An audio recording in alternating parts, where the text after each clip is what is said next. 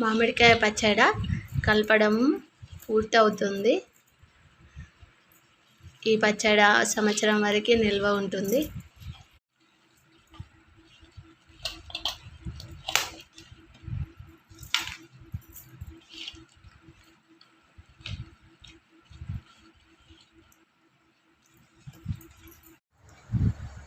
ముప్పై మామిడికాయలు తీసుకొని మంచిగా నానబెట్టి శుభ్రంగా కడిగి తుడిచి ముక్కలుగా కట్ చేసుకున్నాము.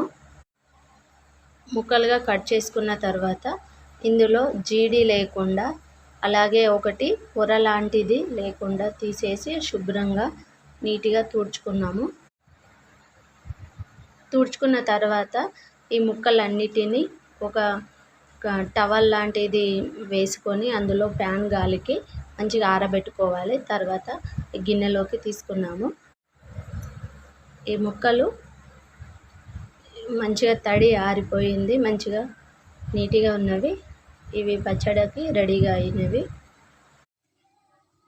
స్టవ్ పై ఒక గిన్నె పెట్టుకొని దాంట్లో 1 లీటర్ వరకు పల్లి నూనె తీసుకున్నాను, వేడి చేసుకుంటున్నాను. ఇందులో మెంతులు 1 స్పూన్ వేసాను. సగం వరకు వెల్లిపాయలు తీసుకున్నాను.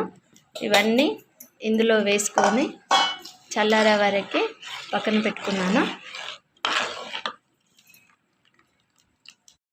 ఇందులో మనం రెడీ చేసి పెట్టుకున్న మసాలా కారము అంతా ఈ నూనెలో వేసుకొని కలుపుకుంటున్నాను.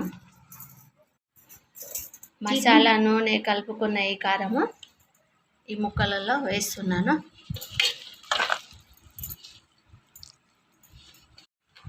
ఒక మూత ఉన్న డబ్బా తీసుకొని శుభ్రంగా కడిగి ఆరబెట్టాను. ఇందులో మనం కలిపి పెట్టుకున్న మామిడికాయ ముక్కలన్నీ ఇందులో వేసుకోవాలి. ఆవకాయ మొత్తము డబ్బాలో పెట్టడం పూర్తి అయింది.